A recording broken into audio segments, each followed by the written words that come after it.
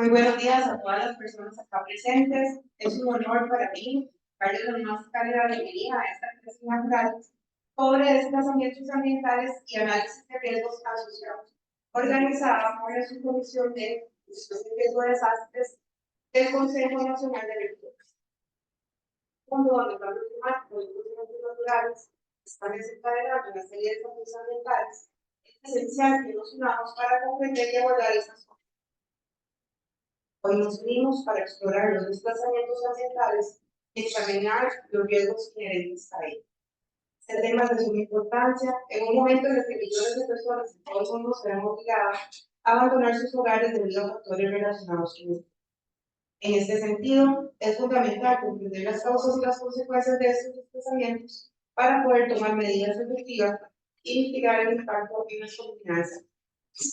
Agradezco sinceramente a todas las personas participantes su presencia hoy por acá, puesto que ello demuestra su interés y compromiso por abordar estos desafíos de manera proactiva y colaborativa. Me complace presentar a nuestra moderadora de hoy, la máster Diana Román Segura, quien es psicóloga comunitaria, asesora académica de la Vicerrectoría de Extensión de la Universidad Nacional y miembro de la Subcomisión de Gestión de Riesgos de Desastres del Consejo Nacional de Rectores, a quien le cedo la palabra. Muchas gracias a Katia, quien está en este momento como presentada de la subcomisión. Buenos días a todos, todas y todas. Reciban una calurosa bienvenida.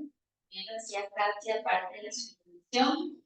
Gracias por ser parte de esta lección inaugural 2024, titulada Desplazamientos ambientales y análisis de riesgos asociados, en la que conversaremos sobre los elementos socioculturales contextuales del desplazamiento ambiental a causa de un desastre socionatural, como elemento de análisis de riesgo interdisciplinario en escenarios concretos.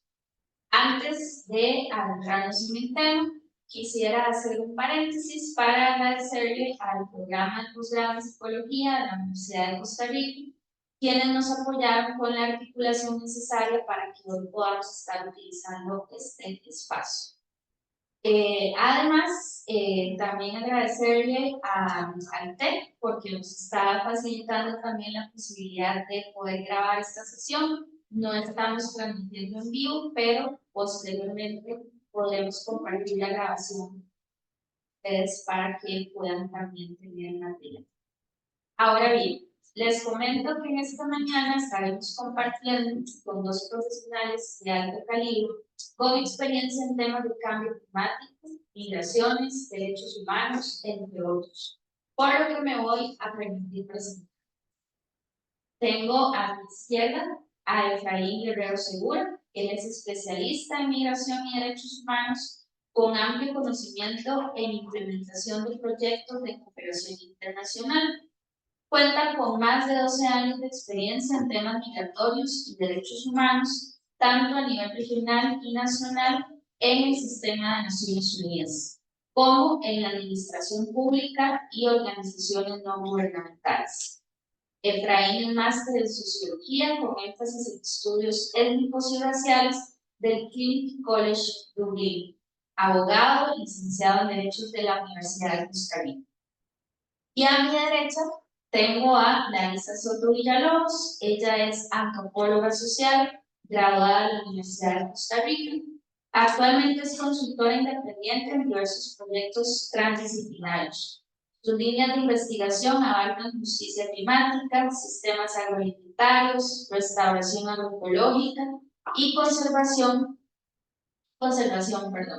Recientemente ha trabajado sobre medidas de adaptación basadas en ecosistemas, pérdidas y daños por el cambio climático en comunidades rurales y actividades extractivas que incrementan la vulnerabilidad ante el cambio climático. Agradecerles mucho a nuestros panelistas por acompañarnos durante este día y voy a proceder a explicarles la dinámica que vamos a tener el día de hoy. Cada panelista nos va a estar respondiendo 4 grandes preguntas que les fueron previamente dadas en una exposición de entre 20 y 25 minutos.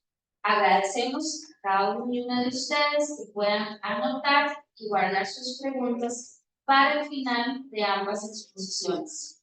Luego abriremos un espacio de preguntas e intercambio y al finalizar estaré realizando una síntesis de lo compartido en mi rol de moderador. Entonces, voy a trasladarme para poder pasar la presentación y los dejo y las dejo en manos de muchas gracias.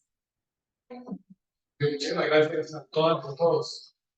Bien, conmigo pasa un poco como de que saben cómo soy mi vida. Y es que, si bien es cierto, me compartieron una serie de preguntas sobre lo que debería desarrollar el día de hoy, no voy a responder otras cosas. Entonces, no lo voy a hacer porque considero que el tema de pronto es algo muy evidente, es algo que pareciera muy obvio, pero que si uno lo da por sentado y parte todas, tiene el asunto, nos equivocamos. Hay pequeñas cosas que se deberían conocer. Y justamente ahí es donde podemos estar bien. Bien, vean. Lo primero que yo quería tratar con ustedes es el tema del concepto de cambio por cambio climático, o por motivos ambientales. De hecho, por motivos ambientales, generalmente. ¿Por qué? Porque, para empezar, y eso es importante, a diferencia, digamos, de que es una persona refugiada, que hay una convención, un protocolo, donde jurídicamente hablando, sabe quién es una persona refugiada, hay criterios universales y globalmente, digamos, aceptados. No hay ningún tipo de instrumento internacional que nos diga quién es una persona migrante por motivos ambientales. Entonces, esta definición que puede dar la definición que utilizamos en la Organización Internacional de las Migraciones, que es la Agencia de Naciones Unidas para las Migraciones. Pero mañana puede venir una persona de otra agencia de las Naciones Unidas que da otra definición y puede venir el Consejo. Ahí se da una definición desde una lectura teórica. Entonces, el punto es que esto que voy a decir no es una verdad digamos, jurídica, de hecho jurídico, sino más bien es una definición de otras posibles, pero que nos va a ayudar a darle forma a esta conversación. En el caso, si alguien no es como, yo tengo dificultades. Bien. Vean, lo evidente, el migrante ambiental va a ser una persona o un grupo de personas. Y todos se moverán, y de hecho es un tema, el tema de los transformaciones animales, el cambio climático, que afecta directamente a las personas, ahora lo vamos a ver. Pero bueno, tenemos que tiene que ser personas o grupos de personas. Puede ser por cambios repentinos o por cambios progresivos. Y aquí entonces tendríamos, por ejemplo, el tema de que tenemos un migrante ambiental cuando llega el huracán, nunca antes visto, con una fuerza nunca antes vista, para y tenemos un migrante ambiental cuando de manera lenta pero continua ha habido una sequía en esa zona y la gente sencillamente ya no lo tolera más. Ahí, en ambos casos, tenemos un. Ahora, también tenemos migraciones ambientales, también una consecuencia sí o sí es que tiene que afectar prácticamente su vida y tiene que verse obligado a moverse desde el voluntario. Entonces, el migrante ambiental podría ser que si se mueve va a perder su vida, como dicho cierto, viene el huracán, viene una crecida del río voluntario, la persona se muere, o puede ser que tenga que decir, bueno, si yo ya llevo 3 años, todos los veranos tengo agua y esta es una desgracia, no seguir así, mi vida hoy no está en peligro, y no me estoy muriendo, pero ya esto es insostenible, me voy. O sea, un asunto súbito por un tema de larga data. Y un migrante ambiental puede ser una persona que se mueva de un lado a otro de forma temporal o de forma permanente. Además, puede hacerlo dentro de su país o cruzando fronteras.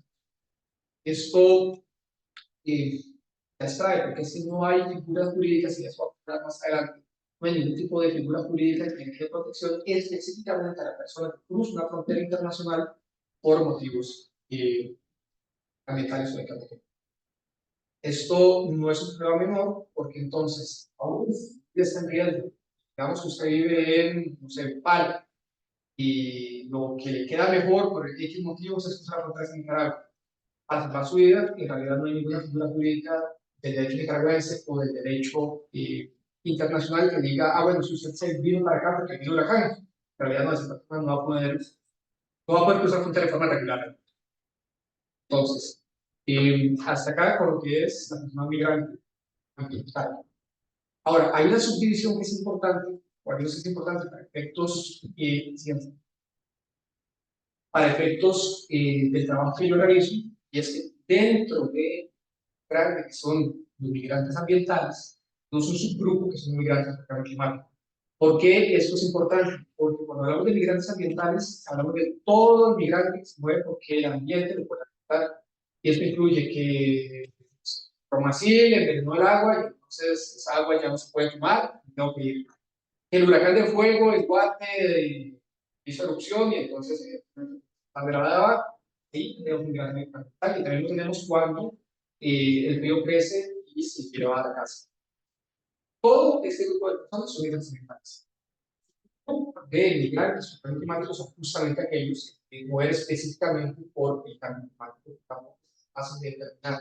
Pero bueno, haciendo algún ejercicio con algunos criterios, uno puede saber que cuando unos casos son evidentes, mueren por el volcán, mueren migrantes por el cambio climático, mueren por aquí y así. Entonces, esto es una subdivisión que cuando ustedes escuchen o vean las noticias, por ejemplo, a veces se habla de manera indistinta, pero bien. Ahora,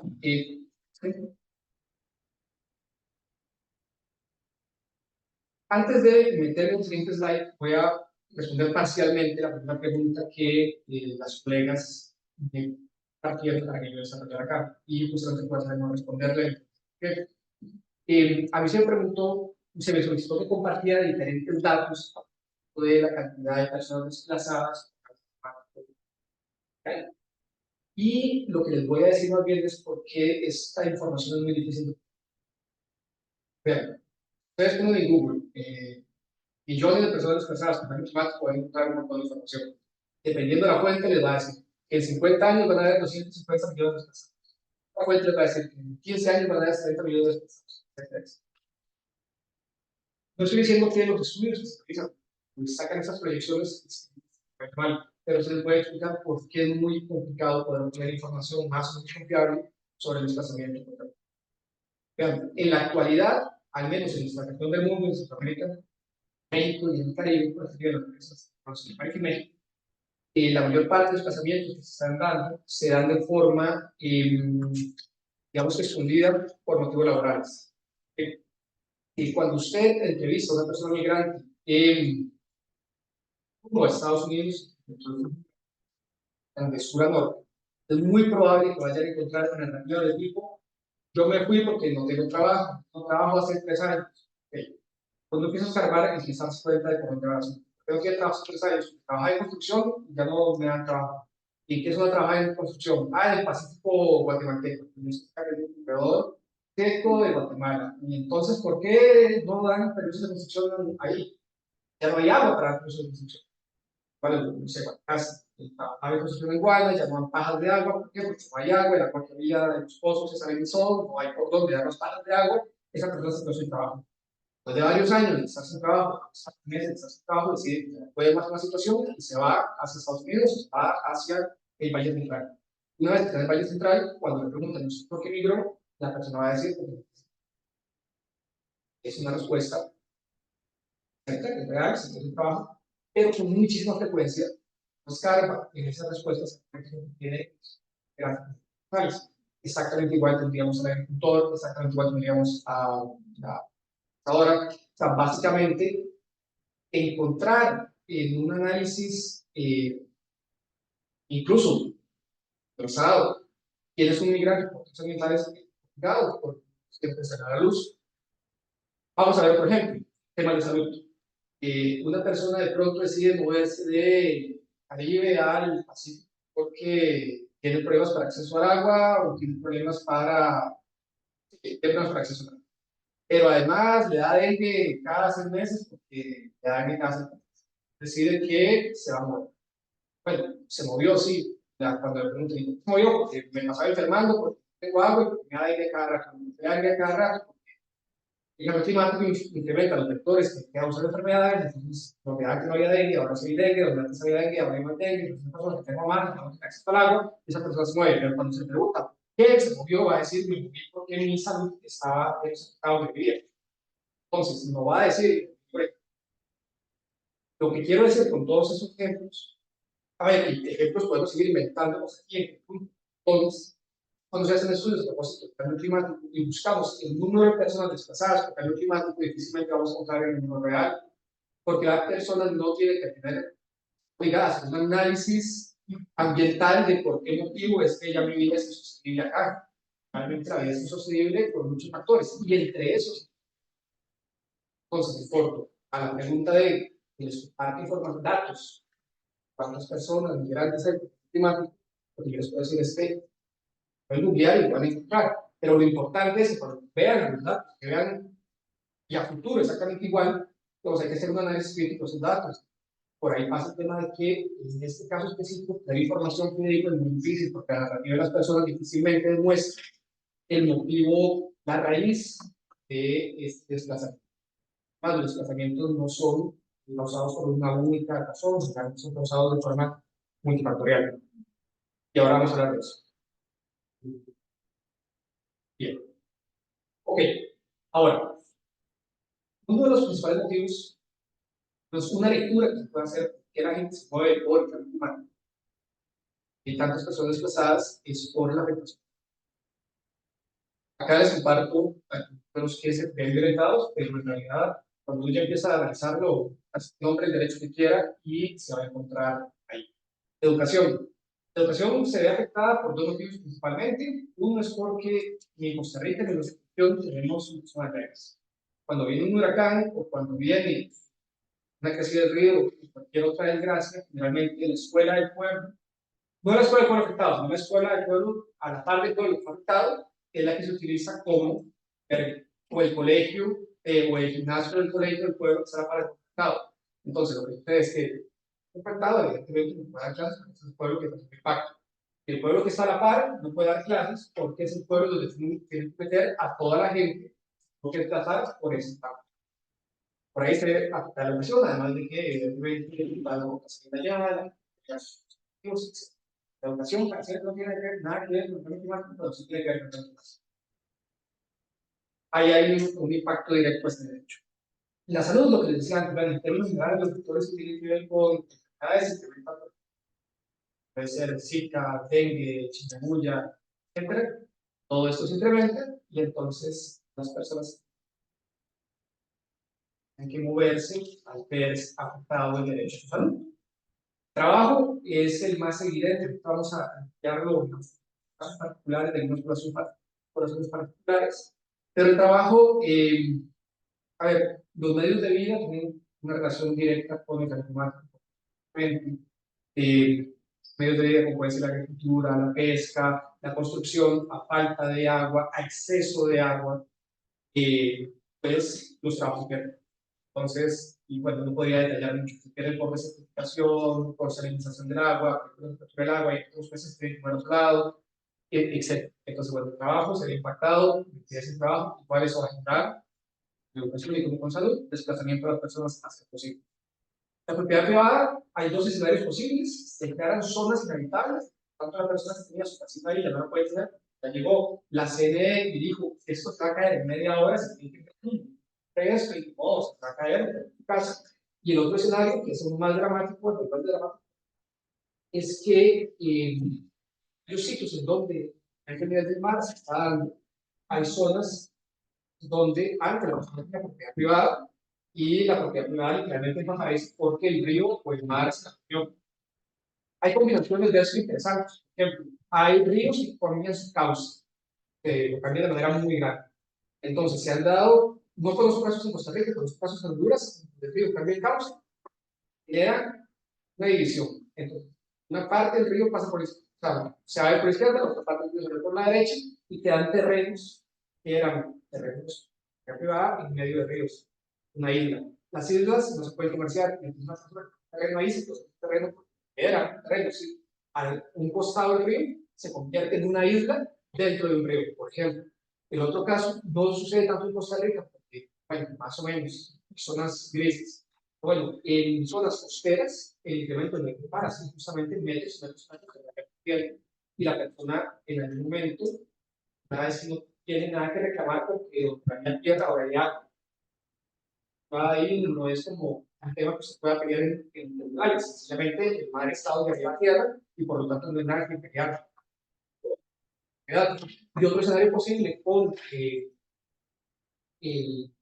aumento del nivel del mar es cuando no se traga la tierra, pero las mareas son cada vez más altas, como sucede en Punta Arenas. Una persona en casa, aún en el centro de Punta Arenas, que está registralmente en, digamos, a derecho, voy a demostrar, esta es mi casa, la gente, ustedes saben las noticias, cada X cantidad de meses, la noticia si es que el mar se metió a la casa. Entonces, estas personas, y va a suceder cada vez más y más sobre esto, y a propósito del tema, ahí me pensando acá de la UCR, que es un primer asunto, la gente eventualmente va a tener que moverse porque es libre de vivir en lugares donde la marea alta se le va poniendo la casa. De hecho, no va a dar tiempo, pero bueno, hay un video que hicimos, hay ciertas zonas de Punta Arenas, en las casas tienen muritos de concreto. O sea, usted para entrar a la casa, usted tiene que sentarse un murito concreto que se hizo para que cuando sube la marea, el agua no ingrese. O sea, obviamente eso es insostenible. Una vez más, la propiedad privada está afectada y una vez más, la gente es muy grande y desplazamos a otro lado por el cambio climático. Estos ejemplos yo creo que digamos, evidencian de que hay una relación directa entre el cambio climático y la afectación a los derechos humanos. Bien, ¿cuánto tiempo tengo? 10 minutos. Bien. ¿Las preguntas son al final? O si hay preguntas, podrías. Al final. Ok.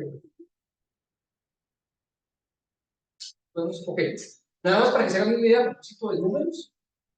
En 2002, dieron aproximadamente, en 2002, en el 2022 eran aproximadamente 32.6 millones de desplazamientos internos por cambio climático. Este dato es el dato, digamos, oficial, pero no se lo voy a ver, pero dije, son datos que solamente pueden utilizarse para que tengan una idea.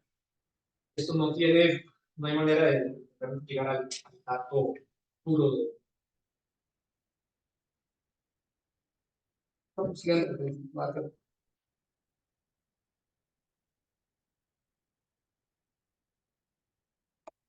claro, el impacto de la economía del cambio climático es gigantesco.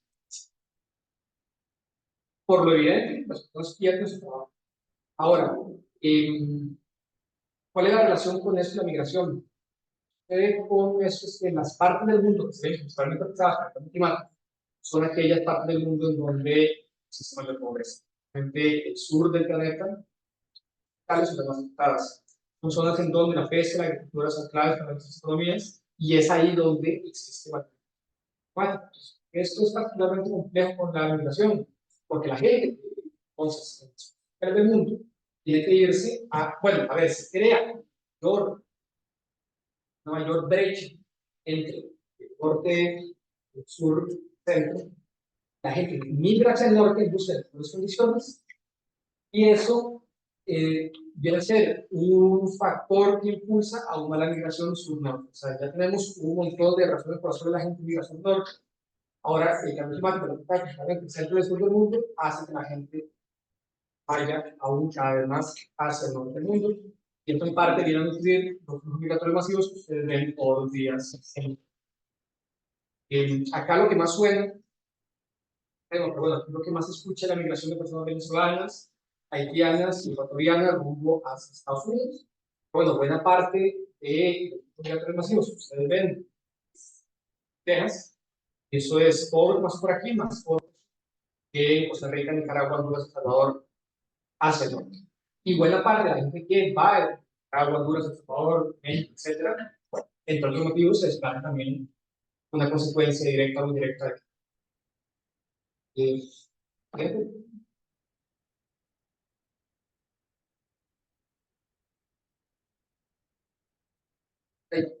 claro, la presentación es muy larga, entonces por eso, dado el tiempo, voy a intentar hablar de los temas que me parecen más interesantes.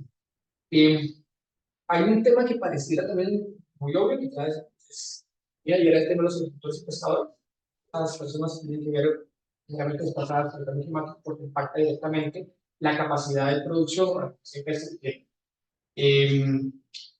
Ustedes saben que la agricultura, en realidad en detalle ni idea, pero bueno, la agricultura con un cambio muy pequeño, puede hacer que el cultivo crezca más, crezca menos o crezca todo.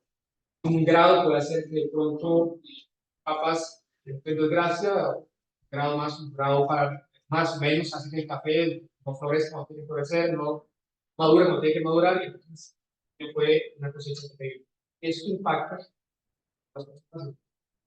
Ahora, los dos otros casos que son muy interesantes es el tema de las mujeres y los indígenas. ¿Por qué mujeres y pueblos indígenas se ven principalmente impactadas por el tema de cambio climático? Porque tienden a migrar más o menos distintos. Vean, uno con el tema de las mujeres, y es que aquí en América Latina, de hecho, es cierto, las tareas de cuidado son principalmente abordadas por mujeres. Entonces, usted tiene más tareas de cuidado, pero también estamos diciendo que el cambio climático incrementa las enfermedades, significa que usted tiene cada vez más personas enfermas, cada vez más personas enfermas y cada vez más mujeres que se tienen que dedicar a cuidar a esas personas que están enfermas. Y entonces se están sacando esas mujeres que si tenían la suerte de estar en el mercado laboral, ya no pueden tener que cuidar al chiquito, a la chiquita, al primo, a la prima que se enfermó. Entonces, uno, eso impacta. Dos, hace poco, estaba la colega, yo di clases en curso de Derechos Humanos de la Facultad de Derecho de Chile. Entonces, una compañera, una estudiante, levanta la mano, estamos hablando de un trabajo similar, y levanta la mano y dice, bueno, es que, y dio el ejemplo correcto, pero si viéramos en Mónaco, y dice, es que en África las mujeres tienen que ir por agua cuando no hay agua. Eso no es Mónaco, digamos, aquí también. Hay muchísimas zonas del país y de la región donde, ¿sabes? O sea, no hay calzada, no hay agua, fuente de agua potable más cercana. Esa tarea históricamente también la acabo de las mujeres. Entonces, a menos agua, mal agua tiene que ir, y evidentemente eso impacta un poco la vida de ellos. Ahora ustedes podrán darme muchos más ejemplos, pero es importante las mujeres son impactadas por el cambio climático. Muchos. Los pueblos indígenas también tienen dos motivos muy interesantes ambos. Uno tiene que ver con que, al menos en Costa Rica, tenemos regulaciones de pueblos indígenas. Muchos de los territorios indígenas tienen normativa que hace que la tierra no se pueda vender de manera, puede vender de una propiedad.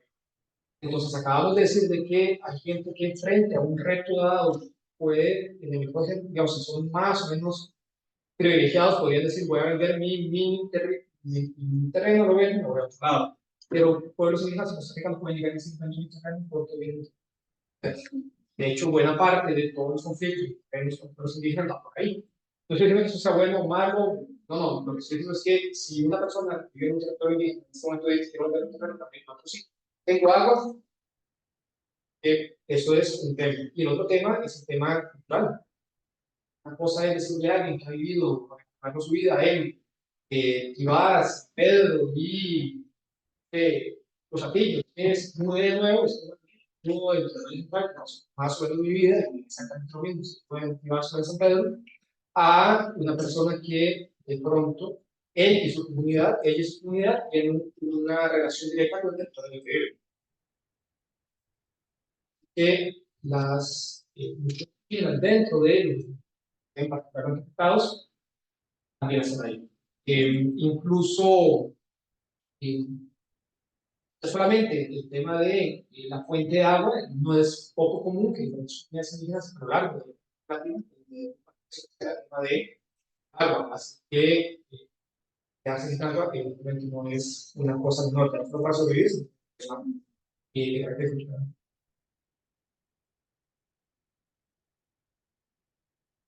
no, más. Ok, bueno, eso. Con esto ya voy a cerrar. Ya quedamos que, en resumen, el desplazamiento por cambio climático afecta principalmente a los países más pobres y a las comunidades más pobres y más vulnerables o más vulnerables. Hasta ahí, más o menos claro. ¿Por qué esto se vuelve una bola de nieve? Esto se vuelve una bola de nieve porque las personas con alta vulnerabilidad tienen que migrar a lugares que están en alta vulnerabilidad. O sea, yo estoy en una zona costera, donde el pozo de agua se estabilizó, donde perdí el trabajo porque los peces ya no están cerca de la costa, el nivel del mar. y entonces ahora tengo que ver cómo me invento la vida de nuevo, o ser pescador, esa persona no se va a mudar a Monterrey, a la universidad, mudar justamente, muy probablemente, en el mejor escenario, a donde la tía segunda que vive en los Atillos. Llega a los Atillos, no hay agua. Entonces, este ejemplo, este ejemplo es como sucede. O sea, una persona se va de un lugar vulnerable a un lugar vulnerable. ¿Y cuál es el problema con esto? Uno se está moviendo de un lugar en donde hay poca agua, un lugar donde hay mucha agua, un lugar en donde todo está bien, un lugar donde todo está mal, donde todo está bien. Lo que sucede con estos flujos migratorios, los desplazamientos se dan en personas que ya de por sí enfrentan muchos retos. Entonces la gente se desplaza a ver una calidad de vida, pero lo usual es que no tengo los recursos para moverse a una zona donde realmente tengo una calidad de vida. Entonces, ¿qué pasa? El desplazamiento genera más presión en los recursos de actividad. Si yo tengo gente, de pronto, de Guana, Arenas, que empieza a mudarse a de Zampa y a los Antillos, porque tengo redes familiares, que ahí hago que esa comunidad incremente su población, pero son comunidades que ya de por sí tienen escasez de recursos, están saturadas de gente. Entonces, este estilo de migración lo que hace es incrementar la presión sobre los recursos existentes en comunidades vulnerables, de forma tal de que el desplazamiento no siempre, por no decir nunca, va a aliviar la situación de vida que enfrenta esta persona, sino que es un desplazamiento, entonces, una situación mejor en donde no solamente la situación mejora. Y eso nos lleva a la última parte que la conecto con porque es difícil encontrar datos sobre eso. Porque la migración por cambio climático generalmente no se da una única vez. La gente empieza a moverse una y otra vez por los motivos descritos. Entonces, cuando le preguntan a una persona por qué se movió, como dije, muy probablemente diga, me voy por el trabajo. Pero además, otra pregunta que hay que hacer es cuántas veces se ha tenido que desplazar. Porque muy probablemente esa persona tuvo que desplazarse de un sitio a otro, de un sitio a otro. Pierde entonces el caso de cuánta de la migración que se da por eso. Ok, para cerrar la idea, y pues, más o menos creo que yo.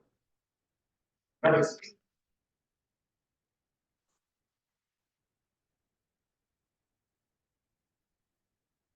Gracias a Efraín, yo no sé si este micrófono está funcionando, pero, bueno, sí, bueno.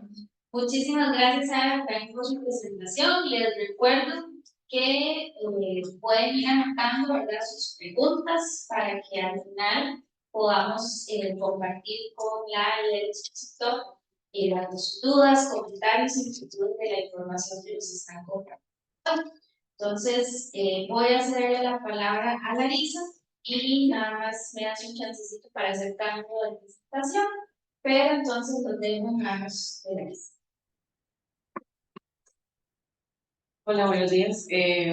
Bueno, le quiero agradecer a la asociación y también al grupo de vicerrectores por esta actividad y por haberme invitado. Creo que es súper importante dialogar, digamos, en mi caso, que no pertenezco en este momento a la academia, como dialogar quienes estamos haciendo investigación y proyectos fuera de la academia, son quienes están en la academia para tener estos diálogos. Entonces, yo digo, bueno, que dijo, hace rato no voy a la universidad y qué ganas como de compartir estas últimas, digamos, hallazgos o qué es lo que realmente se hace cuando se trabaja en la investigación con estas comunidades. Entonces, bueno, por ese lado lo agradezco mucho. Y también agradezco la presentación de Efraín, que me sirvió así de marco perfecto para continuar en la misma línea. Yo estoy súper de acuerdo con lo que nos ha marcado. Y lo que yo voy a hacer principalmente es como darles algunos matices y algunos ejemplos de mucho de lo que él ha estado usando. A propósito de lo de la decisión de migrar, yo voy a utilizar este esquema de la OIM también para abordar una pregunta, que es, ¿cuáles son las tendencias recientes de la investigación en este tema? ¿Cómo se está abordando? Entonces, rápidamente yo voy a repasar y por eso amarro algunas de las cuestiones. Ahí. Estos bolitos, como azul más oscuro que ven acá, son los elementos macro que determinan el contexto por el cual una persona o una población se decide mover. Ahí está en inglés, me disculpo, pero no lo encontré en español. Entonces tenemos elementos políticos que muchas veces tienen que ver, por ejemplo, con conflictos de los países, con persecución, cambios de gobierno, con un montón de, ¿verdad?, situaciones, lo tenemos aquí en Centroamérica, lo tenemos en América Latina un montón. Tenemos elementos demográficos que ya tienen que ver con cómo se mueve, ¿verdad? La demografía en un lugar. Elementos económicos como temas de empleo, de evaluación, ¿verdad? Todas estas cuestiones. Elementos sociales como la búsqueda de educación o las obligaciones a nivel familiar. Y tenemos los elementos ambientales. Entonces tenemos la exposición, ¿verdad? Que hay a diferentes, ya sea amenazas o eventos que en general se producen en un lugar. Entonces, aquí es importante recordar lo que Fred nos está diciendo, que las razones o que las causas para la migración nunca podrían ser reducidas o simplificadas como a un solo factor, sino que se deben tomar en cuenta como todo este marco. A veces va a pesar más una que otra, y entonces ese es el problema, que la gente, y a la hora de querer estudiar esto, se quiere separar los tipos de migración, como ustedes van a poner ustedes para acá, pero son solamente el peso relativo que tiene más un factor que el otro. El factor ambiental por lo general queda un poquito relegado, pero siempre que encontremos, inclusive cuando nos encontramos a alguien que dice yo migré por esta y otra, también vamos a encontrar factores políticos, factores sociales detrás de esa decisión de migrar porque el huracán le pegó a su comunidad. Entonces es un elemento muy importante tener ahí. Y como decía también Efraín, tenemos elementos graduales, ¿verdad? Factores que están ahí dándole sobre las condiciones de vida de la gente, y cuestiones inmediatas que son lo que se atiende por lo general en los servicios de emergencias, y que lamentablemente es en lo que se enfoca muchas veces de la gestión del riesgo, pues cuestiones como muy inmediatas. Después de todo elementos macro, están los micro y unos mesos. Digamos, los mesos son como los de tamaño intermedio, que son obstáculos u oportunidades que hay, como por ejemplo los marcos legales que permiten a la gente moverse, los costos de cuánto se mueve, ¿verdad? La tecnología disponible, los medios de transporte y demás. Y también están factores micro que también son interesantes, que tienen que ver mucho como con las características personales o de ese hogar. Entonces, si yo soy mujer y si yo soy hombre, dependiendo en dónde yo estoy ubicada, digamos, culturalmente y todo, probablemente, digamos, voy a tener una tendencia a migrar más o menos por un tema cultural. Por ejemplo, no sé, sabemos que históricamente en la zona de los Alpos los hombres han migrado a Estados Unidos. No es que no haya migrado ninguna mujer, pero digamos, tiene más la tendencia a decir el hombre, el muchacho de la casa, me voy a ir para buscar un trabajo y se le va a facilitar en términos socioculturales, porque hay un tema de género ahí. O porque la persona, por sus preferencias personales, sea más aventurera, ¿verdad? O mientras que si tiene alguna discapacidad, o mientras si tiene, por ejemplo, hijos o hijas, ya lo va a pensar 2 veces para moverse. Entonces, hay muchas mini características de edad, de sexo, de género, de educación, casado, no casado, de necesidad, un montón de cuestiones que ahí van a impactar. Al final, todo esto es lo que nos lleva a la decisión de la persona, ya sea de migrar o de quedarse.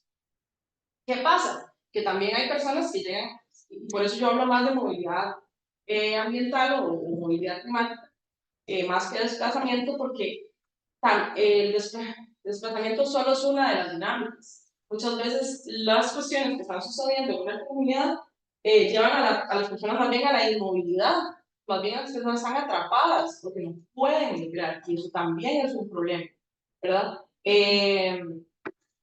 Entonces, ahora sí, ya con toda esta otra cuestión teórica y el repaso, ¿verdad? Creo que va en la línea de lo de Efraín, me permite comentarles que los estudios que se están haciendo recientemente lo que hacen es estudiar qué tanto todos estos factores o expresar la manera en que esto se puede ver en una comunidad en concreto. Entonces, siempre se va a tener que prestar atención al peso relativo de cada uno de esos factores, y lo que se hace es, digamos, dependiendo de cómo está conformado el equipo de investigación o el equipo de proyecto, darle más énfasis a una cuestión u otra. Por ejemplo, el año pasado yo estuve investigando también para OIM, y lo que se trataba de hacer un diagnóstico de necesidad de adaptación para, digamos, prevenir movilidad por cuestiones climáticas. Entonces, nos enfocamos mucho en tema de adaptación, en tema de clima, entonces hablando mucho de cuestiones más que todo ambientales, o la agricultura que el compañero decía, o la pesca, ¿verdad? Pero no quiere decir que no hayan habido, digamos, factores institucionales u otros factores que también estén enseñándonos ahí cuál es la tendencia de la decisión que están tomando.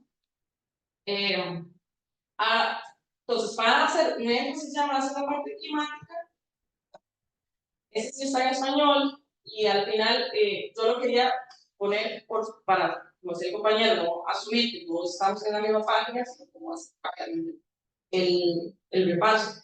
Este esquema es del IPCC, del Panel Intergubernamental de Cambio Climático, y es reciente y me parece que resume muy bien la ciencia que se tiene hasta el momento, y es bastante útil para entender que el riesgo está conformado por la vulnerabilidad, las amenazas que ya por sí hay y la exposición de las personas. Las amenazas, de alguna manera, no las podemos como controlar, digamos, está la variabilidad natural del clima que siempre ha habido. Pues, hay gente que siempre dice, es que es cambio climático, siempre llueve, siempre ha habido cambio. O sea, sí, es cierto, hay una variabilidad natural, pero se le suma al cambio climático antropogénico, o sea, lo que hemos hecho con las emisiones a nivel histórico, nuestras sociedades, unas que otras. Entonces, vienen y generan una dinámica aquí que cuesta mucho dividir y decir, no, estas lluvias es un cambio climático, no, las de mañana no. O sea, es una suma de ambas, ¿verdad? Esto es lo que alimenta la amenaza, se suma a la vulnerabilidad, por ejemplo, cuestiones de empobrecimiento de una comunidad de otras, o dónde están las comunidades que se exponen a ese riesgo, y los impactos climáticos nos van a, digamos, eso es lo que directamente está relacionado con los impactos climáticos. Esto sí, yo lo puedo modificar. La vulnerabilidad yo la puedo reducir y la exposición también. Entonces, ¿cómo? Cuestiones socioeconómicas, medidas de mitigación y adaptación y temas de gobernanza. Entonces, este esquema lo que nos permite es enseñarnos a dónde está nuestra margen de acción. El cambio climático, de alguna manera, está medio dado, es decir, así, a nivel de nuestros países, no hay demasiadísimo espacio a nivel de mitigación, pero sí podemos hacer muchísimo a nivel de adaptación. Entonces, ¿qué es lo que estamos haciendo en la región centroamericana? Tratar de disminuir vulnerabilidad y disminuir exposición a través de mejora de las condiciones de vida en general de todo el mundo. Y elaborar medidas de mitigación, medidas de adaptación.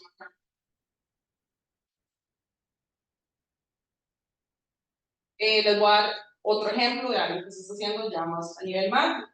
Con lo que el compañero está diciendo, sí, se generan números y cuesta mucho dar datos fidedignos, pero lo que hay que hacer es no volverse loco por los números y más bien ver entonces esto cómo se refleja, ver algo lo más descriptivo detrás de esos números. Esta iniciativa de movilidad climática está integrado por varias agencias de Naciones Unidas y otras instituciones, y lo que están haciendo recientemente es investigar como las tendencias de movilidad. Entonces, si les interesa qué es así como lo más reciente, si de todas maneras tienen ver números o tendencias, está eso para que lo revisen, y en este momento se está haciendo, bueno, en el Gran Caribe es el que corresponde a los datos de Centroamérica y Colombia y Caribe. Entonces, esto se está, digamos, constantemente como generando datos, y recientemente se estuvieron levantando por Costa Rica. De eso va a tardar un tiempo para que tienen como datos más recientes, pero lo puse para mencionarles que hay un acercamiento interesante, que es que no solo está levantando el dato cuantitativo, sino que cualitativo también. Entonces, por medio de grupos focales, por medio de acercamientos más en comunidades, se trata de buscar un poco más la experiencia de las personas. Entonces, aquí hay algo muy importante que yo recomendaría que lo tengamos en mente, que es, más allá de los números, cómo se vive esto en las comunidades, qué es lo que la gente está sintiendo, cómo es que se ve toda esta relación entre estos factores, cómo se relaciona con inclusive las condiciones de ambiente dentro de un mismo país. Por ejemplo, el año pasado estuvimos haciendo este diagnóstico de necesidad de adaptación en Los Chiles y en Puerto Jiménez. Fue demasiado diferente los resultados de Los Chiles y Puerto Jiménez a que estemos en el país. ¿Por qué? La matriz ecológica, muchas veces, mucho más saludable, está en Puerto Jiménez, donde estamos rodeados de varias áreas protegidas, donde hay ecoturismo, no sé, siembra de palmas, siembra no muchas otras cosas por ahí, como de palma, ¿verdad? Digamos, otros cultivos que ahorita no tengo en mente. Eh, Comercio y otras, digamos, posibles entradas económicas. Entonces, la gente a la hora de recibir impacto climático tiene diferentes alternativas y tiene como diversas instituciones que le funcionan como amortiguador para lo que les pasó. Entonces, cuando nos reuníamos y hablábamos con ellos, podíamos ver los impactos climáticos que estaban sucediendo, pero también podíamos ver cómo el hecho de que ahí hubiera instituciones cerca, otras actividades económicas, no se sintiera tanto esa presión y puedan amortiguar el impacto, que pudo haber sido muy duro, demasiado duro. Pero cuando estamos en los chiles y absolutamente todo el mundo depende de las piñeras, yo no puedo hacer mucho si llega al mismo impacto, si el Estado está ausente, si hay históricamente, ¿verdad? Un montón de marginación a las personas migrantes, por si hay ahí, ¿verdad? Entonces, estas personas van a tender a migrar más rápido porque su matriz ecológica y un territorio donde se generan actividades extractivas no le permiten a las personas como acomodarse a lo que les está pasando. Entonces, podemos ver en estos estudios de casos, podemos ver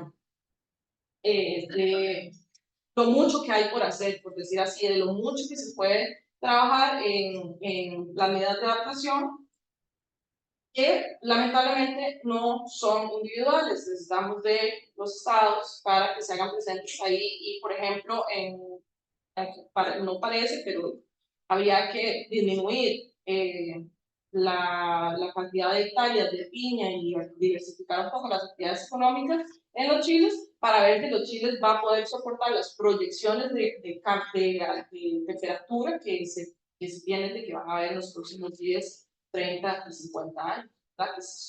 Va a ser calores, como estamos viendo estos días, o sea, casi ya incompatibles con la agricultura y la vida y las...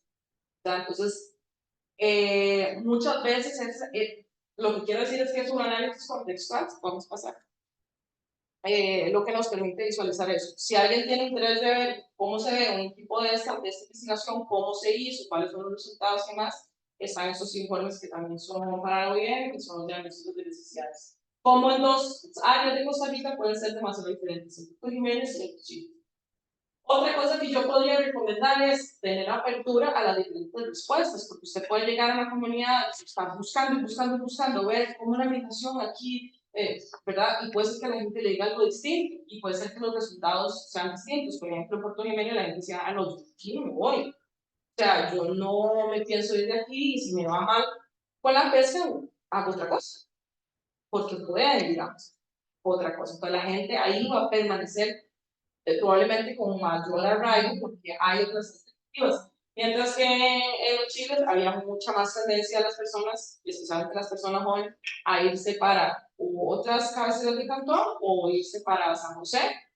Y ya cuando ya San José ya no sirva, ya seguramente piensan como en una movilidad internacional.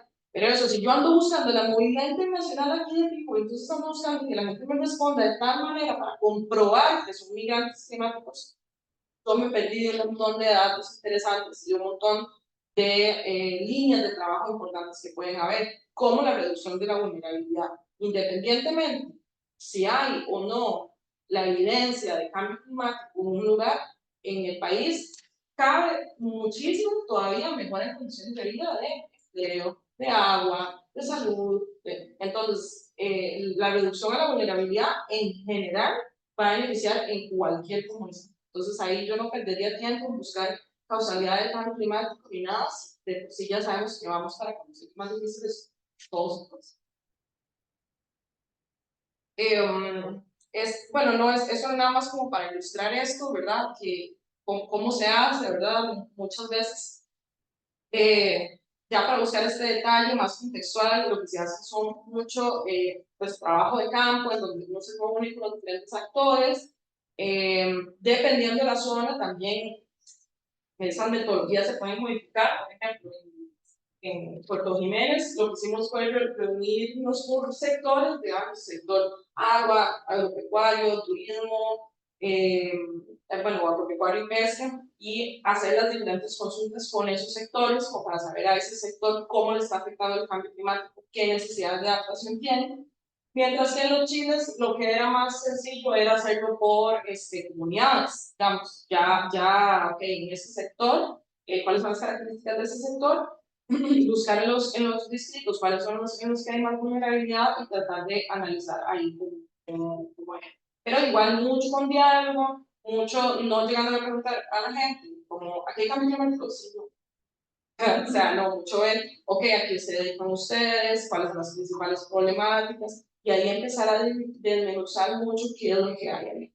Entonces, pues vamos a tener cuestiones que son, por ejemplo, como ustedes están viendo ahí, no se ve mucho, pero eso es un trabajo grupal que hicieron ellos acerca de cuáles son los principales factores del clima que están afectando a las comunidades y cómo se relacionaban esas cosas entre sí. Por supuesto que esto aquí es ilegible, ¿verdad? Porque ya los tendré que explicar, pero por ejemplo aquí decía que las inundaciones que van a hacer que los ríos crezcan, entonces se bloquea el paso, entonces afecta las reparaciones que hace la SADA en el agua. También aquí vienen los sedimentos que afectan el manglar y el ecosistema, ¿verdad? Entonces, como todo este análisis de cómo una zona amenaza, por ejemplo, la sequía u otras, se relaciona con los impactos que la gente vive. Y es súper interesante porque la gente siempre saca otras cosas que no son de carácter climático. Siempre dice, sí, pero es que también allá hay un montón de deforestación. Si allá arriba no hubiera un montón de deforestación, ¿verdad? Entonces, aquí no estaríamos, no sé, hubieran deslizamientos cada vez que llueve. Y yo no le voy a decir, no me hable de deforestación, yo vengo a hablar de cambio climático. O sea, jamás. Hay que tomar en cuenta que la gente está hablando. Y si existen habla de contaminación, o de tala de árboles, o en general de la piñera, o de la inseguridad, o otras cosas, hay que tomar en consideración porque para ellos es parte del análisis. A veces somos en la academia, somos las personas que pasamos por la educación formal, los que tratamos como de separar todo para hacer todos los análisis de manera muy así, pero la gente lo tiene muy claro, cómo todos esos factores inciden al final en su vulnerabilidad y en lo que a ellos les interesa, ¿verdad? Y sus preocupaciones. ¿Qué hacemos nosotros? Lo que hacemos es transformar todos esos diálogos en lo que se llama cadenas de impacto. Entonces ya uno ya con más tiempo y en su casa, ¿verdad? Y sus colegas, lo que hace es organizar cuáles son las amenazas que identificaron. En este caso eran los cambios en la estructura de lluvia y el aumento de la temperatura. Ver a qué nos lleva cada uno en cada comunidad, ¿verdad? Y cuáles son como esas consecuencias. Esto se va viendo como la cadena de impactos para el sector. Y yo empiezo a ver que lo que me está dando allá arriba, la cadena de impactos, son cosas como menores ingresos, ¿verdad? La afectación de la economía local, empobrecimiento y, al final, expulsión de personas de la comunidad. Ahí es donde yo digo, qué interesante. Entonces, sí hay que hacer medidas de adaptación al cambio climático. Porque aunque la gente no me está diciendo que está migrando ya, sí están habiendo la expulsión de las personas de la actividad en la actividad laboral. Entonces ya la muchacha ya me dice, sí, no, pero es que mi esposo y yo estamos diciendo que ya el otro año nos va igual, este año, yo creo que ya no vamos a poder seguir pescando. Entonces yo digo, claro, hay menos gente que se puede dedicar a eso. O sea, hay que aprender ese tema y hacerlo con el suficiente tiempo, porque la mayoría de medios de adaptación, especialmente la adaptación que se da en ecosistemas, es como bastante barata y funcional, requiere tiempo. O sea, por ejemplo, restaurar un área de recarga de recurso hídrico no es de la noche a la mañana. En un árbol, el día siguiente corren más litros de agua por segundo, por ahí. Conlleva su tiempo y por eso la identificación de estas cosas con tiempo es muy, muy importante. Y por eso la importancia de que el acercamiento al cambio climático no sea solo sobre los efectos inmediatos, sino con mucha especialidad en los efectos, en los impactos graduales, porque serán invisibilizados y son los que generan el desplazamiento permanente. Porque a veces de una crecida de un río, la gente regresa. O sea, yo he escuchado un montón de experiencias de gente que se va y que apenas el río baja, vuelve. Ya sea que se haya expresado fuera del país, en el caso de El Salvador, que vive en una comunidad, se había ido la muchacha para Guatemala todo el tiempo que necesitó y luego regresó otra vez y volvió a una zona expuesta también de nuevo, ¿verdad? Pero volvió y ahí siguen, ¿verdad? Los desplazamientos que van a ser más permanentes y los desplazamientos internacionales y los que más impactan en el social, ¿verdad?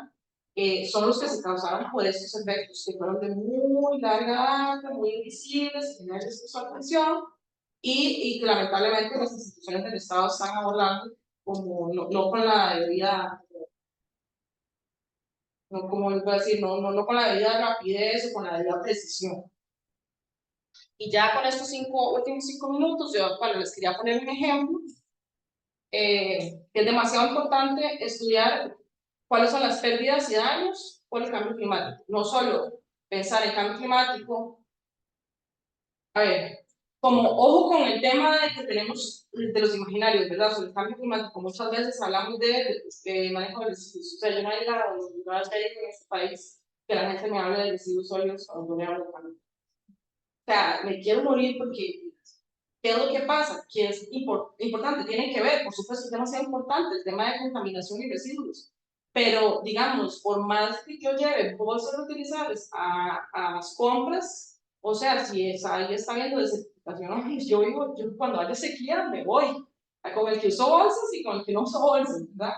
Entonces, estamos como generando como percepciones muy interesantes sobre el cambio climático que no son apegadas a nuestra realidad, son más del mal, como dices, cada uno tiene que cambiar su huella de carbono y esas cosas, y como que no atinan, porque al final lo importante es que estamos en una zona de Centroamérica que está siendo muy afectada, los cambios de temperatura están afectando a la agricultura de manera tremenda, tremenda. El café ahorita es una crisis fatal, o sea, la cosecha del año pasado, no sé, los años, bueno, la que va a ser de este año, o sea, viene mal, si hay alguien de ahí ya sabe, ¿verdad? Llovió cuando no tenía que llover, se cayeron las flores, nada, o sea, eso sí es nuestro problema. Las pérdidas de años que estamos viendo ahora, no el cambio climático dentro de 10 años, hoy, es más, ayer, de las cosas que ya se están viviendo en el campo, eso es lo que hay que entender.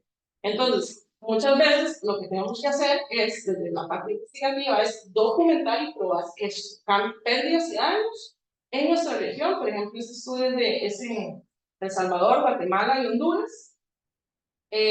Y documentar que de verdad la gente se está viendo afectada en este momento, cómo nos están afectando, cómo esto está haciendo echarle leña a procesos migratorios.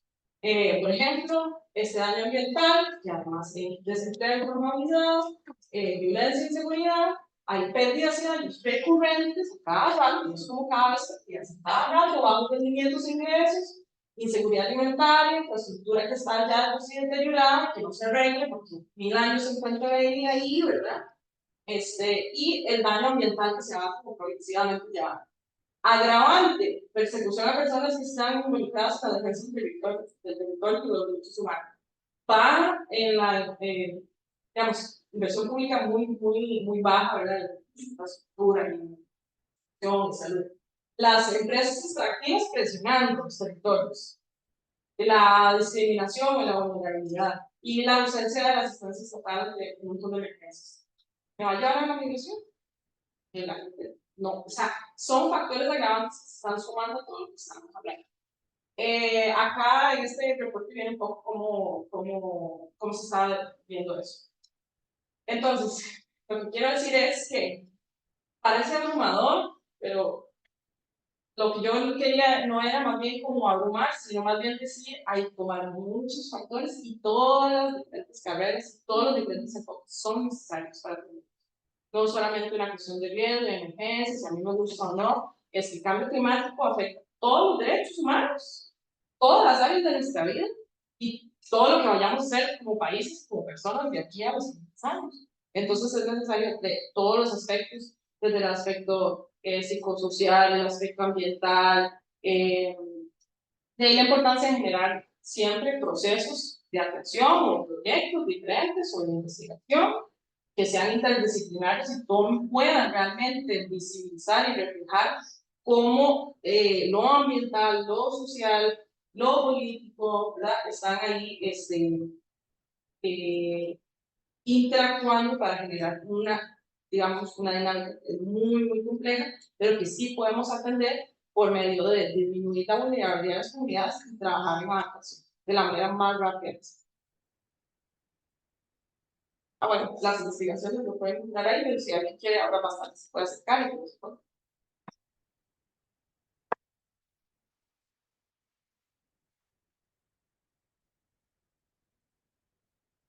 Bueno, muchísimas gracias a Larissa y nuevamente a Efraín, porque nos da un panorama bastante amplio y contextualizado de lo que estamos enfrentando como país y como región ante los efectos del cambio climático, que como ya ellos bien lo dijeron, tiene impactos en todas las dimensiones humanas posibles y ambientales.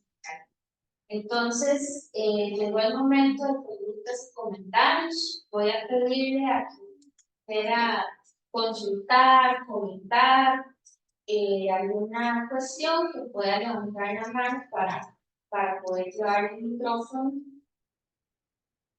haga su consulta y les respondemos. Entonces, por favor, dicen su nombre y hacen la consulta.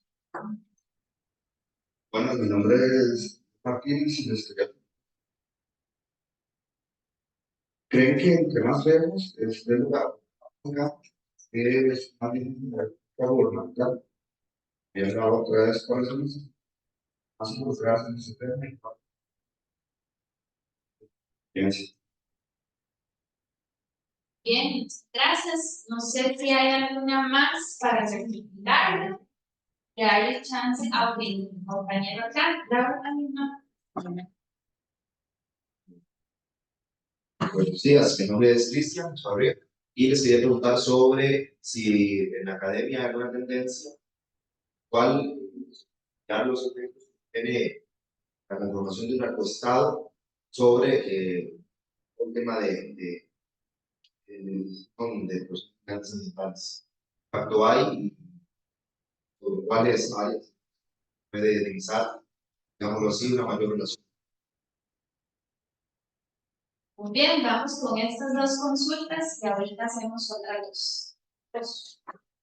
¿Me puede repetir la segunda pregunta? ¿Cuáles son las implicaciones del tema?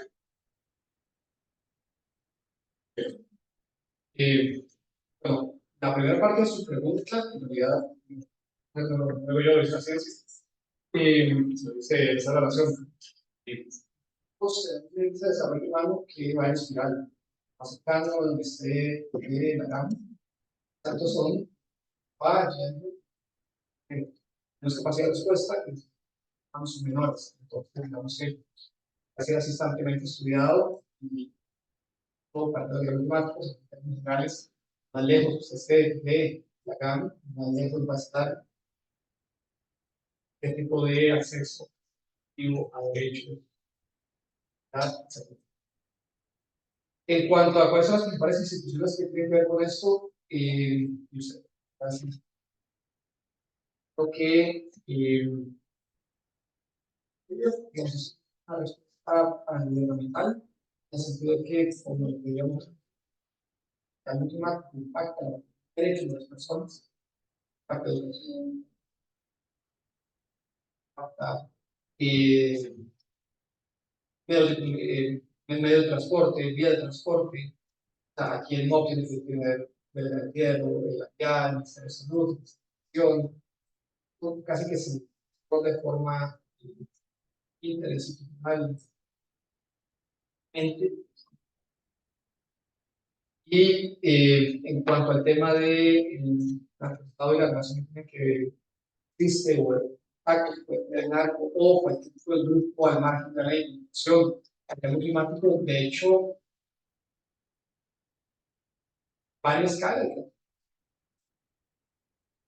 Una concreta puede ser la de enfoque tierra, y si se siembra coca en una tierra en donde no es adecuada, de la aplicación. Nosotros, la ley han ido invadiendo en zonas que ahora se son fértiles para el sector, que han expulsado a personas ahí donde ahora sí es fértil, ya, pero es un caso.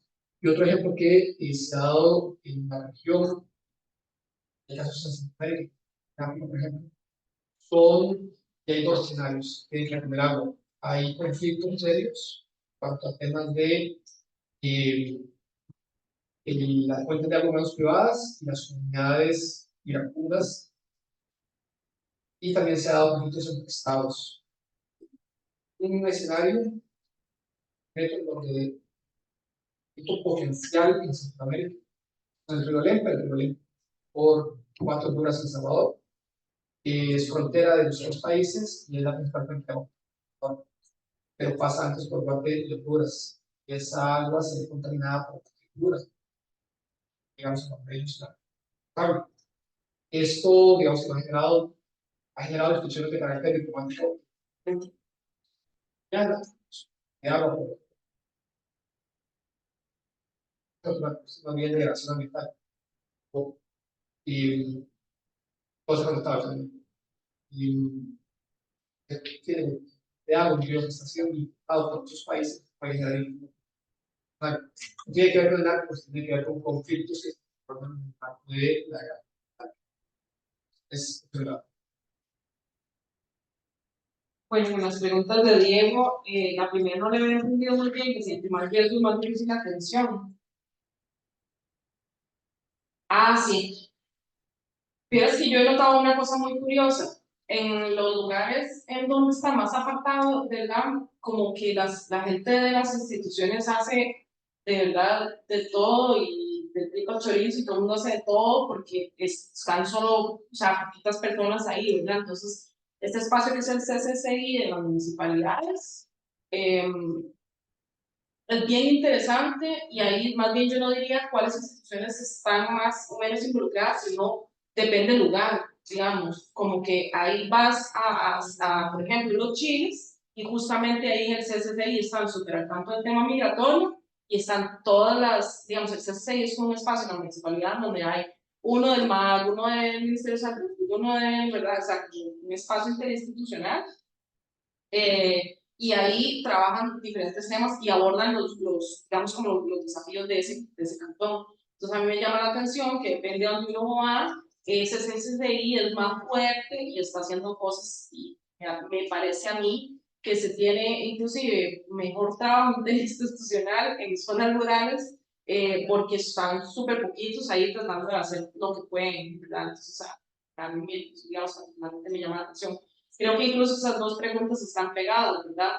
Como que vas a un cantón y ves al Ministerio de Agricultura súper presente y vas a otro y nada, ¿verdad? Entonces, INDER, MAC, Caja, universidades públicas están súper presentes más en unos territorios que en otros y en algunos tienden a trabajar de manera súper interesante, inclusive compartiéndose infraestructura, compartiéndose recursos, haciendo giras en conjunto y eso es bien interesante. Entonces, creo que más habría que verlo como a nivel local.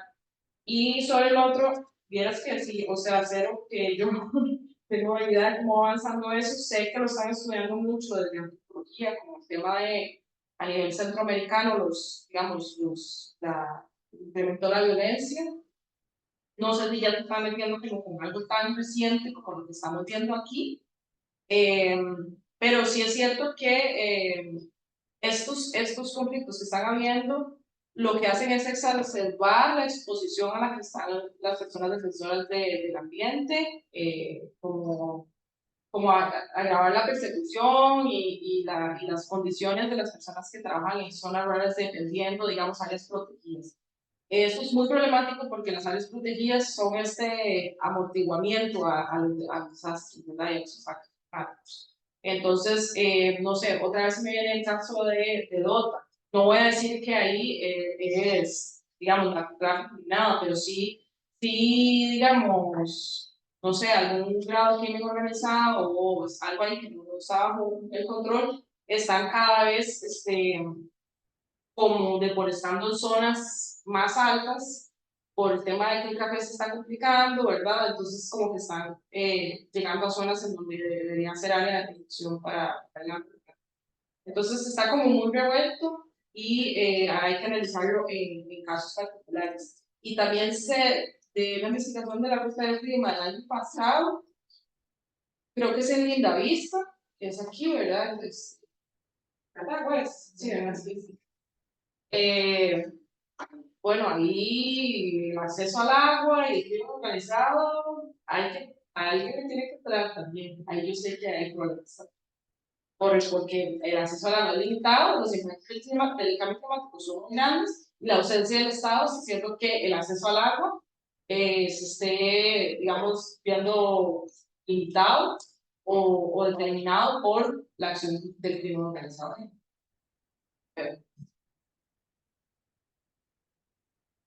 Muchas gracias a ambos compañeros por las preguntas y a ustedes por las respuestas.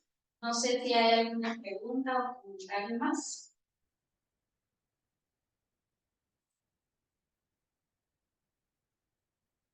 Gracias. Alice Briana, de la Subcomisión de Gestión de Riesgo de Desastre de la Universidad. No sé si para ambos, si ustedes consideran necesario que efectivamente avancemos, que alguna instancia avance hacia esa definición teórica y conceptual de lo que es un desplazado ambiental, para efectos de políticas públicas, para efectos de mecanismos,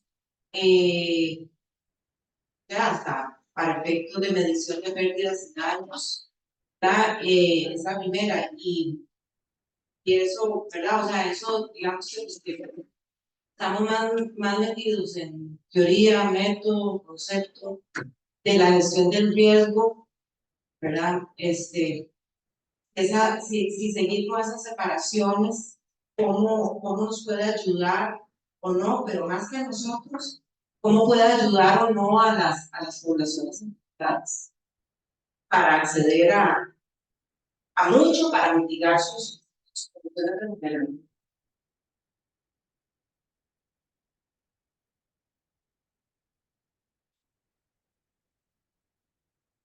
Pues yo diría que siempre hay que seguir trabajando en cuestiones conceptuales y siempre se puede como revisar un concepto y a la luz del conocimiento nuevo, y eso yo creo que es como competencia también de la academia, como están problematizando, cómo se ve todo eso. Al final sí, a ver, hay gente que puede parecer, ay no, solo los estudios que hay en la academia, y no es cierto. O sea, yo como investigadora fuera de la academia utilizo constantemente el material que las universidades generan, las instancias que generan conocimiento. Entonces, sí es muy necesaria esa problematización a la luz de lo que se va consiguiendo. Entonces seguramente se nunca va a ser un trabajo totalmente acabado, y yo pienso que sí, estas conclusiones son muy importantes. Lo que me parece como una trampa es como generar una definición que sea tan estricta o tan última que no nos permita ver la complejidad detrás de lo que hay, ¿verdad? Y me parece peligroso incluso que la política pública, no sé, que vaya a excluir estos casos particulares por un tema de que la definición es ese, que se quiere en alguna ley y que esa ley además saben que los instrumentos legales, o sea, van aquí atrás, mientras que acá van las necesidades muchas veces. Entonces, creo que sí seguir problematizando, pero no ponerle barreras a lo que podemos considerar como, que no sé, lo que me preocupa es que como estamos hablando de que es muy complejo, ¿verdad? Y que hay muchas cosas como que se deben tomar en cuenta, no se vaya a atender a alguna particularidad, porque ya decimos, no, con estas personas no trabajamos, ¿verdad? Eso por ese lado. Y con lo que estamos hablando de los datos, yo creo que es demasiado importante, más que enfocarnos en eso, trabajar en generar los datos a nivel de Costa Rica para entender qué es lo que está pasando aquí, porque, vean, la peor pesadilla de un investigador es tener que trabajar con los datos del censo. O sea, eso no, o sea, de verdad que no es posible que no tengamos datos recientes que nos permitan ver de dónde a dónde, de qué cantones, en qué cantones se están moviendo las personas, en qué cantón viven hace unos años y en qué cantón viven ahora, para poder saber qué es lo que está pasando ahí, para poder saber en dónde yo necesito atender. Porque si no, todos los estudios que se hacen casi que son aleatorios, porque esos datos no me sirven, porque yo no sé a dónde está yendo la. Por ejemplo, se tendría que decir, hay un movimiento rural urbano, pero eso es realmente lo que está pasando. O sea, todo el mundo que quiere irse de zona rural se va a San José, ¿no? Mucha gente se está yendo para otros lados, mucha gente se va para, de los chiles se va para Bala. Yo conocí a un muchacho que trabajaba en bananeras en Limón y se pasó a vivir en los chiles para trabajar en las piñeras. O sea, ¿dónde están quedando esos datos? ¿Dónde se ven reflejados? Es de otro tipo de dinámicas que no están contabilizadas. Buscan mapas para saber de dónde están los desplazamientos internos y no los tenemos. Entonces, primero que todo, generar conocimiento, generar datos que nos permitan, ahora sí, atender dónde están, digamos, las vulnerabilidades, dónde están habiendo más desplazamientos.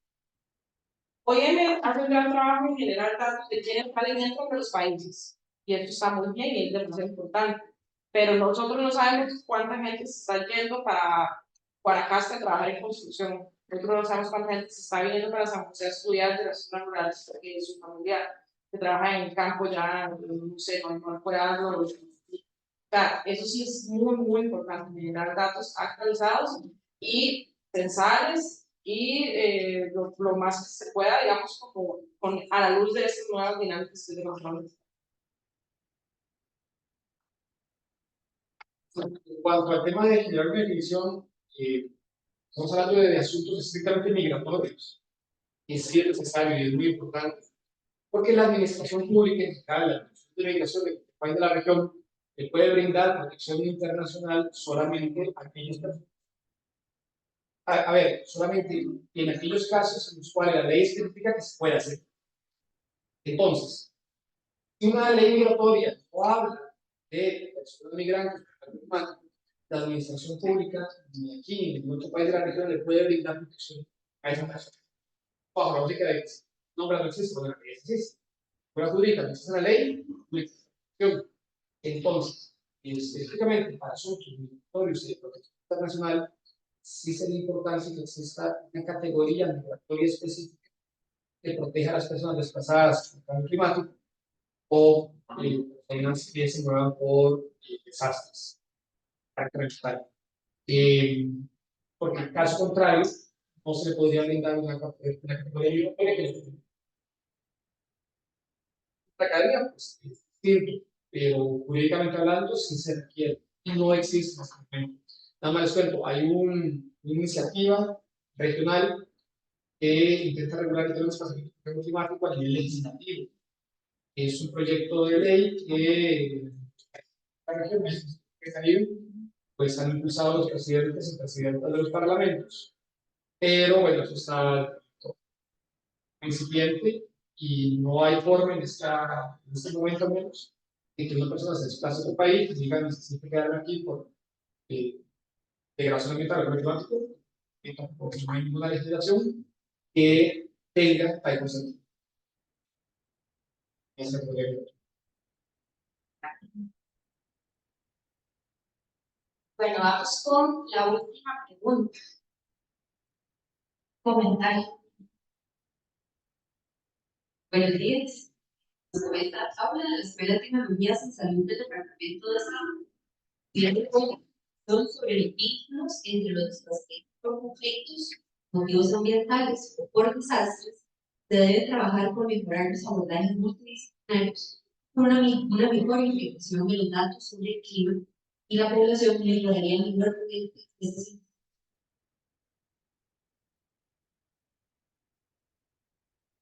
Muy bien. Bueno, para finalizar, primero quisiera nuevamente, ¿verdad?, agradecer y no, en realidad no me queda mucho por decir. Sin embargo, quisiera puntualizar en algunos aspectos como para recalcar de suma importancia a partir de lo que tanto Carissa como traemos es muy. Y es que las poblaciones migrantes son una de las poblaciones que viven con vulnerabilidad diferencial y riesgos de desastres que aumentan por la situación del cambio climático. Y no hay que olvidar que dentro de las poblaciones migrantes existe la interseccionalidad de las diferentes condiciones que hay dentro de esta población. Es decir, la afectación, por ejemplo, de mujeres migrantes, de pescadores, de agricultores, de niñez, va a ser distinto. Los riesgos asociados al desplazamiento ambiental son multidimensionales y esto implica que haya presiones sociales y económicas, así también por los recursos locales disponibles. Y lo que nos invita entonces es, a como bien apuntaba la lista, poder poner al servicio de estas realidades, estos contextos, nuestro quehacer disciplinario, ya sea como investigadores, como proyectistas, como consultores, como académicos, pero que sepamos que incluso donde vivimos hay riesgos que necesitamos atender. Por otra parte, las implicaciones en educación, salud, trabajo, adquisición de bienes, entre otros, son temas relevantes para que nos permiten hablar del impacto en los derechos humanos de las poblaciones afectadas. Por ejemplo, con esto de los golpes de calor y tal que hemos estado teniendo, ya se está también empezando a hablar, por ejemplo, de afectaciones en temas renales. Entonces, ya vamos viendo que es un tema bastante amplio y complejo. Agradecemos también el hecho de que nos hayan traído la reflexión y la aclaración de la diferencia entre movilidad y desplazamiento, por ejemplo, que eso nos da pautas para lo que habéis preguntado, de seguir trabajando en conceptos que más allá que nos pongan en entredicho, es más bien que nos permitan poder atender las realidades que vivimos de mejor forma y con abordajes más integrales. Nos han hecho una invitación a reflexionar actual sobre las condiciones de vulnerabilidad y exposición desde nuestros diferentes marcos de acción, y entonces es también pensar, bueno, ¿qué estamos haciendo? ¿Hacia dónde queremos ir? ¿Con quién nos podemos unir? Ya que sin duda alguna los impactos que viven las comunidades necesitan de acciones colectivas.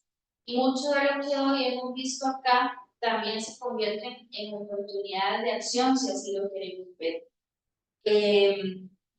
Podemos decir que mucho de esto que hemos compartido hoy está en el marco de una de las fases, por decirlo así, de los grandes procesos de la gestión del riesgo, que es justamente el análisis del riesgo. No podemos actuar sobre algo que no conocemos. Entonces, la invitación también es a que podamos investigar, estudiar más a fondo estos contextos para entonces poder así proponer acciones integrales que nos permitan reducir esas vulnerabilidades a nivel de exposición.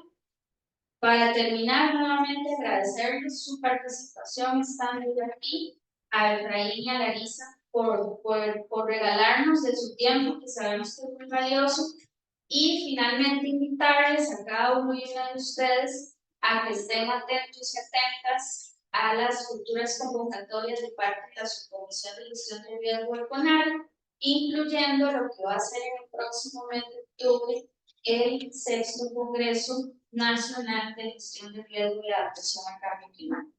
Entonces, ahí estén atentos a las redes de CONARE, a las redes de las universidades y demás. Y pues, muchísimas gracias y buenos días a todos.